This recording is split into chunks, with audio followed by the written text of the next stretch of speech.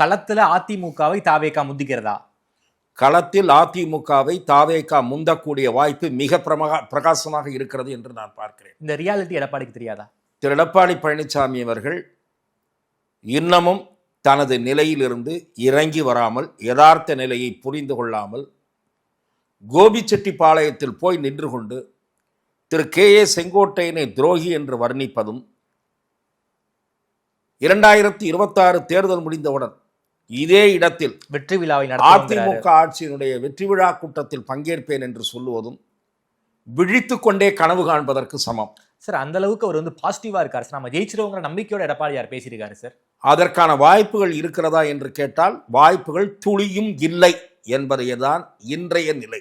நான் சொல்வது, இன்றைய அதிமுக பாஜக கூட்டணி என்பது மிக பலவீனமான கூட்டணி. தாவேகாவை விட பின்னுக்கு நிற்கிற கூட்டணி. கிட்டத்தட்ட 70-80 தொகுதிகளில் அதிமுக 3வது இடத்தில் இருக்கிறது என்பதுதான் கள யதார்த்த நிலை. அதிமுகவினுடைய பழைய வாக்கு வங்கி இப்போது இருக்காது. ஏனென்றால் முதல் தலைமுறை வாக்காளர்கள், குறிப்பாக இளைஞர்கள், இளம் பெண்கள் மிக பெருமளவில் விஜய்க்கு வாக்களிப்பார்கள் என்று கருத்து கணிப்புகள் தெரிவிக்கின்றன. அது தவிர விடுதலை சிறுத்தைகளுக்கு வாக்களித்து வந்த, அரசியலில் இதுவரை ஓட்டு செலுத்தாத, அதாவது வெவ்வேறு கட்சிகளுக்கு வாக்களித்து வந்த இளைஞர்கள், ஓட்டு செலுத்தாத என்றால் தாவேகா என்கிற கட்சி இப்போதுதான் உதயமாகி இருக்கிறது, முதல் தேர்தலை சந்திக்கிறது. நாடாளுமன்ற தேர்தலின் போதே அந்த கட்சி பிறந்து விட்டது. ஆனால் தேர்தல் இப்போதுதான் சந்திக்கிறது. முதல் தேர்தல் இதுதான். ஆகவே சென்ற தேர்தலில் இப்போது தாவேகாவில் இருக்கக்கூடியவர்கள் வெவ்வேறு கட்சிகளுக்கு வாக்களித்திருக்கிறார்கள்.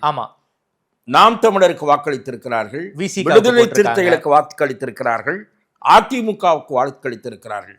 அவர்களெல்லாம் திரும்பவும் தாவேகா தங்களுடைய தலைவராக ஏற்றுக்கொண்டிருக்கக்கூடிய விஜய்க்கு வாக்களிப்பார்கள். அதன் மூலம் விஜய்க்கு ஒரு புதிய பலம் கூடுகிறது.